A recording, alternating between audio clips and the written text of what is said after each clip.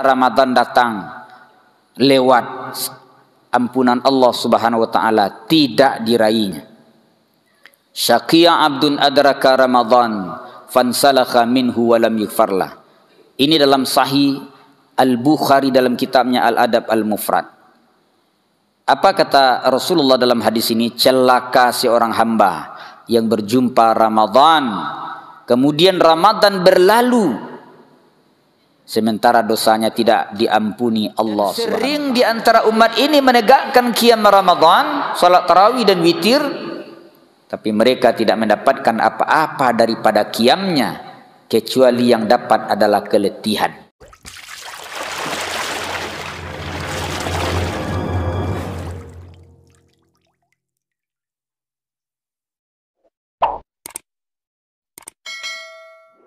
Assalamualaikum warahmatullahi wabarakatuh.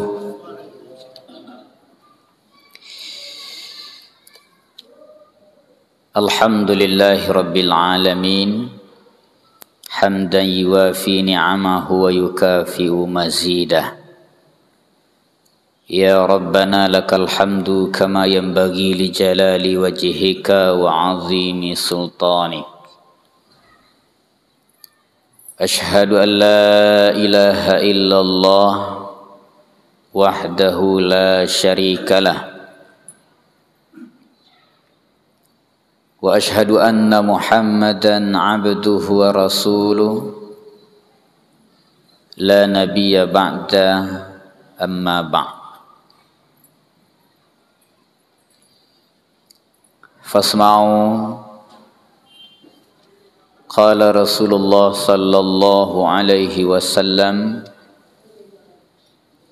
man shama ramadhana imanan wa ihtisaban ghufira lahu ma taqaddama min dhanbihi. Man qama ramadhana imanan wa ihtisaban ghufira lahu ma taqaddama min dhanbihi. Man qama lailatal qadri imanan wa ihtisaban ghufira lahu ma taqaddama min dhanbi. Rawahu muttafaqun alaih.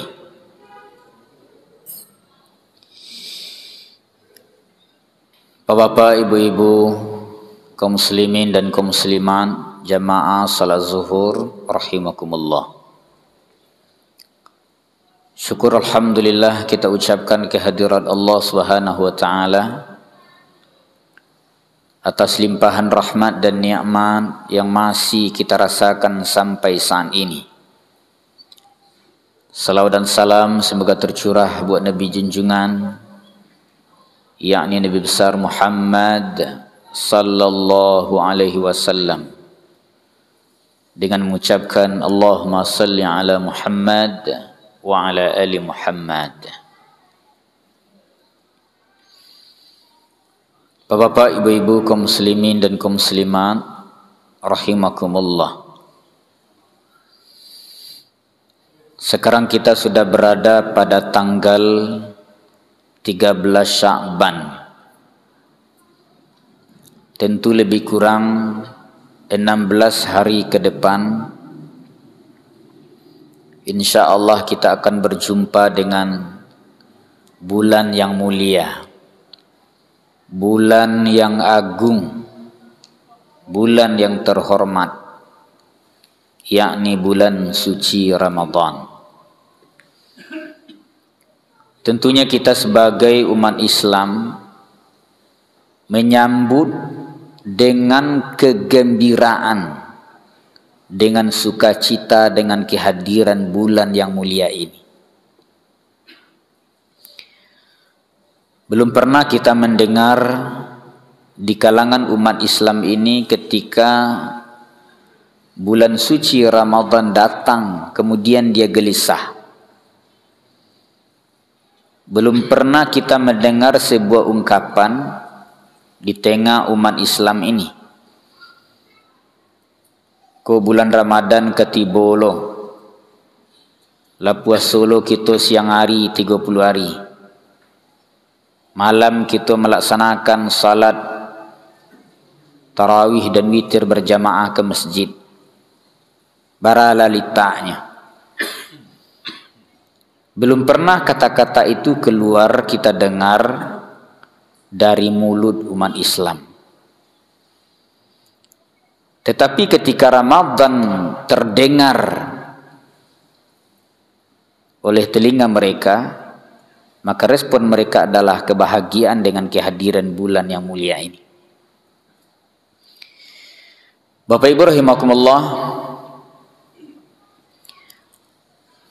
sesuatu hal yang lumrah dalam kalangan umat Islam ini ketika bulan suci Ramadan datang, itu mereka sambut dengan ungkapan marhaban ya Ramadan.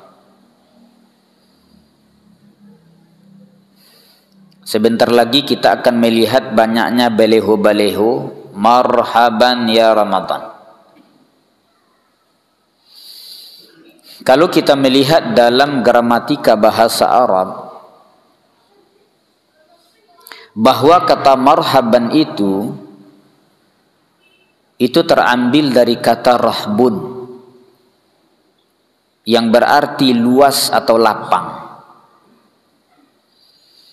Ini adalah sebuah lambang kelapangan jiwa dengan menyambut kehadiran bulan yang mulia ini, karena dia bagaikan sebuah tamu yang agung.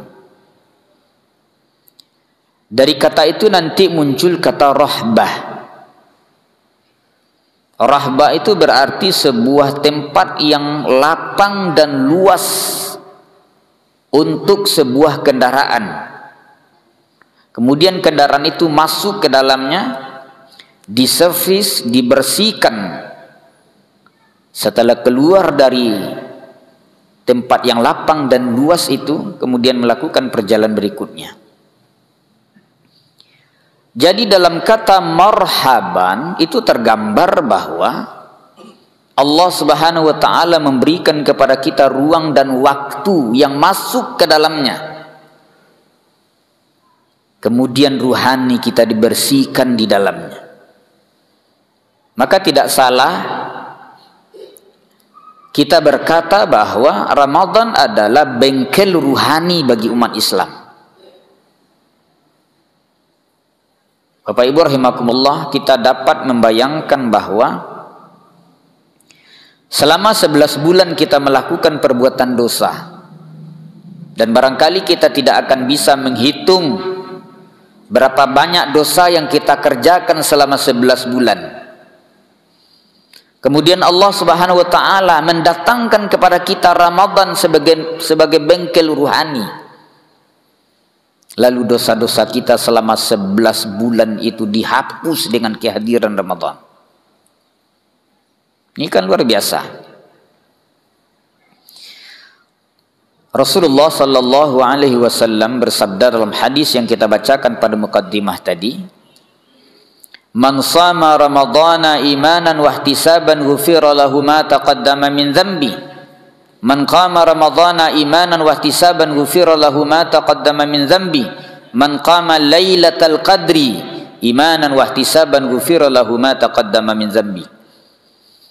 Barang siapa yang berpuasa, barang siapa yang menegakkan qiyam Ramadan, salat tarawih dan witir, barang siapa yang berdiri pada malam Lailatul Qadar dengan iman dan mengharap pahala dari Allah, ghufira lahu ma taqaddama min dzambi, diampuni, dibakar, dicucikan dosa-dosanya selama 11 bulan yang telah lewat. Itu sebabnya Bapak Ibu rahimakumullah, setelah berakhir Ramadan munculnya bulan Syawal. Tanggal 1 Syawal itu ruhani, orang yang beriman ini ruhaninya itu bagaikan seorang bayi yang baru saja keluar dari rahim ibunya. Mengapa demikian? Karena salah satu dari makna Idul Fitri, karena Idul Fitri itu maknanya beragam.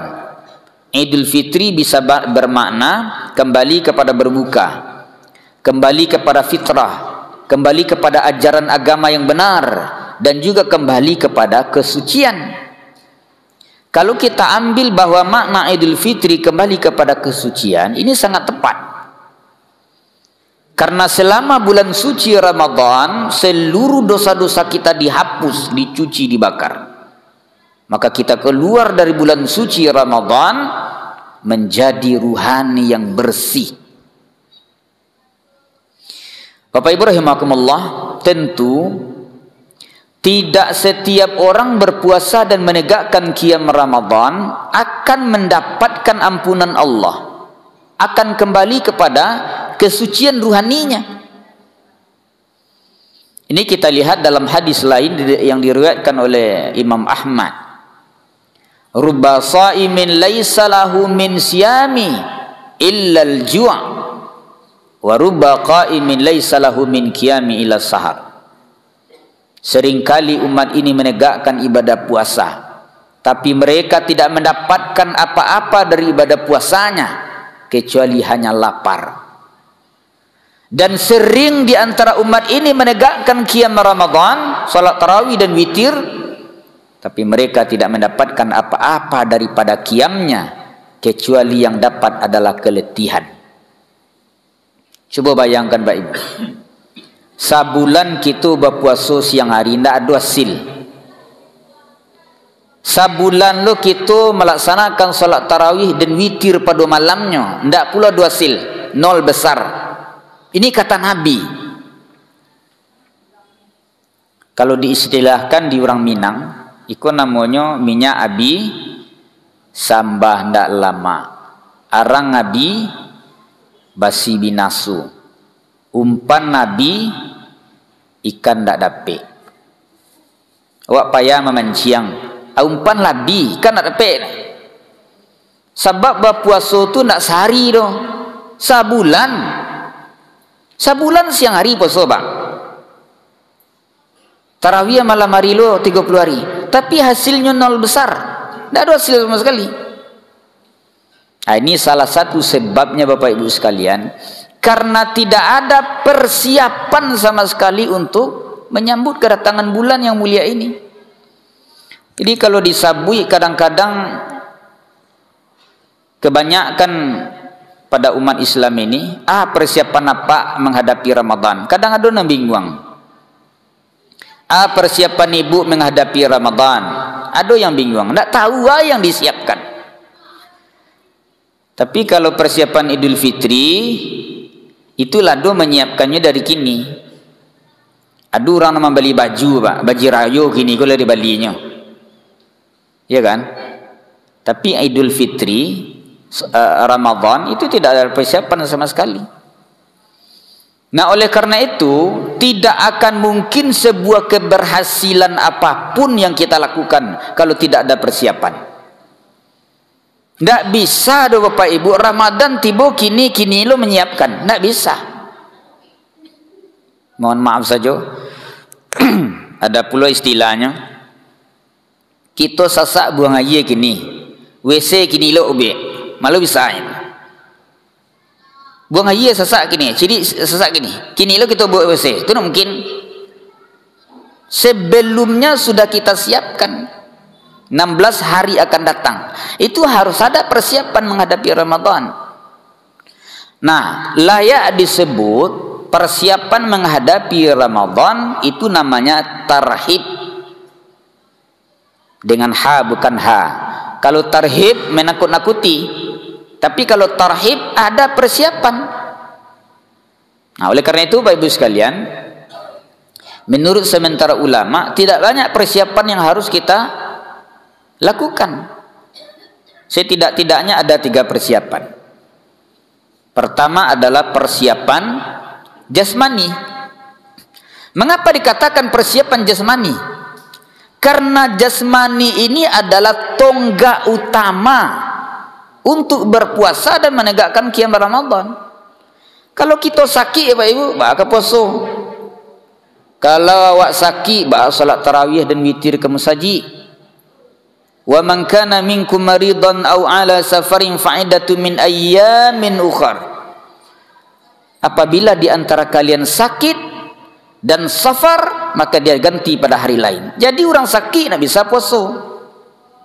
Oleh karena itu 16 hari ke depan dari sekarang kita jagalah kesihatan fisik dengan cara berolahraga, tidur secukupnya, makan seimbang. Ya Pak, jauhi stres. Iko mah tahu seminggu ke Ramadan lah dirawat rumah sakit karena tidak menjaga kesehatan. Rasulullah sallallahu alaihi wasallam biasanya pada bulan Rajab dan Sa'ban beliau banyak melakukan puasa. Jadi Nabi itu puasa yang paling banyak beliau lakukan pada Rajab dan Sa'ban. Ini sama dengan istilahnya sebelum kita berolahraga ada pemanasan, warming up. Jadi kalau sebelum kita main bola, main bulu tangkis ada pemanasan dulu. Sebab kalau tidak ada pemanasan, nah cari ada bapak ibu orang berpuasa pada puasa pertama, kedua itu pucik Pak. Pucik wajahnya, diimbau sekadang payah. Pak. Dia letak badan ni. Kita cari hari pertama kedua puasa tu subuh-subuh itu langang jalan. Di mana orang? Orang lalu saya. Kalau puasa ku murah lalu, lita sandal saya seketik lalu. Bagolek-golek masjid ku lalu itu mah. Ini salah satu sebabnya tidak ada pemanasan lebih dahulu. Rasulullah sallallahu alaihi wasallam beliau berpuasa sering pada bulan Rajab dan Sa'ban. Caranya puasa Senin Kamis, puasa pertengahan bulan Qamariyah, atau puasa sebagaimana Nabi Daud alaihi salam. Sari puasa, sari ndak. Kok katalognya dia Wak? Itu satu. Yang kedua adalah persiapan ruhani. Bapak Ibu rahimakumullah, yang disebut dengan persiapan ruhani, dosa-dosa kita yang terkait dengan Allah vertikal, kita kini minta ampun, bertaubat kalau dosa besar. Sementara kalau dosa-dosa kecil itu hangus terbakar dengan kehadiran Ramadan. Tapi kalau dosa besar, syirik, durhaka kepada orang tua, itu harus melakukan rukun-rukun taubat. Kemudian terkait dosa kita di antara sesama manusia, hubungan horizontal. Bapak Ibu sekalian, dosa istri kepada suami, suami kepada istri, anak kepada orang tua kepada anak, sesama jamaah, sesama bertetangga, iko patui kita selesaikan Ramadan ketibu. Seorang istri minta maaflah ke suami selama sabali bulan mungkin pernah melukai hati suaminya, kurang ada pelayanan secara maksimal, minta maaf. Anak ke orang tua, kalau jauh jaraknya kini ditelepon video. Kalau orang gaib lah meninggal, pai ke kuburannya, caliak ziarah kubur. Antara sesama jemaah aku Pak Ibu sekalian, aduh nak tegur sapo. Nyulai sama-sama kumsaji, sama-sama menghadap kiblat, sama-sama salat, tapi hatinya berpecah. Ndak menyapu-nyapu sampai gini. Antar tetangga dengan tetangga, itu ada yang berpuluh-puluh tahun tidak pernah bertegur sapa. Ko datang Ramadan, kita sudahilah. Minta maaf, fa'fu wasfahu. Dan yang terakhir Pak Ibu sekalian adalah persiapan secara ilmu. Mengapa dikatakan persiapan secara ilmu? Karena di dalam bulan suci Ramadan yang kita lakukan di dalamnya adalah ibadah. Mau apa Ramadan itu? Mau mengapa kita berada dalam bulan suci Ramadan itu? Ya ibadah. Kita manage dari kini, ibadah apa yang harus kita programkan selama Ramadan ini datang. Imam Syafi'i rahimahullah, saya baca riwayatnya, itu pernah mengkhatam Quran selama bulan puasa 60 kali. Siti Aisyah Ummul Mukminin mengkhatam Quran 15 kali. Kalau awak setidak-tidaknya khatamlah Quran tu sekali Pak Ibu. Kecen kana di rumah, ko Quran nama, Quran apa, iko kanama dan apa, khatam selama Ramadan. Kalau mengkhatam sekali saja sebenarnya sederhana. Quran itu kan 30 juz. Baca sajuz sehari. Sajuz itu Bapak Ibu adalah 10 lembar. Setelah salat subuh baca 2 lembar, zuhur 2 lembar, asar 2 lembar, maghrib 2 lembar, isya 2 lembar. Saya yakin dan percaya tidak ada bapak ibu yang tidak bisa mengkhatam Quran. Iko kebanyakan waktu awak abi nak tentu se. Lalu 5 jam, motota 3 jam, main HP 3 jam, menonton TV 5 jam. Abi dah itu yo. Sementara Ramadan datang lewat, ampunan Allah Subhanahu wa taala tidak diraihnya. Syaqiya abdun adraka Ramadan fansalakha minhu wa lam yughfarlah. Ini dalam Sahih Al-Bukhari dalam kitabnya Al-Adab Al-Mufrad. Apa kata Rasulullah dalam hadis ini? Celaka seorang hamba yang berjumpa Ramadan, kemudian Ramadan berlalu sementara dosanya tidak diampuni Allah Subhanahu wa taala. Batamu Ramadan 60 kali tidak ada ampunan. Apa sebabnya? Tidak ada persiapan terhib sedikit pun menghadapi Ramadan. Bapak Ibu yang dirahmati oleh Allah Subhanahu wa taala, semoga Allah Subhanahu wa taala memberikan kesempatan kepada kita berjumpa dengan Ramadan di tahun ini, dan semoga Allah Subhanahu wa taala memberikan ampunan yang seluas-luasnya kepada masing-masing pribadi kita. Demikian, semoga bermanfaat kajian kita ini. Wabillahi taufiq wal hidayah. Assalamualaikum warahmatullahi wabarakatuh.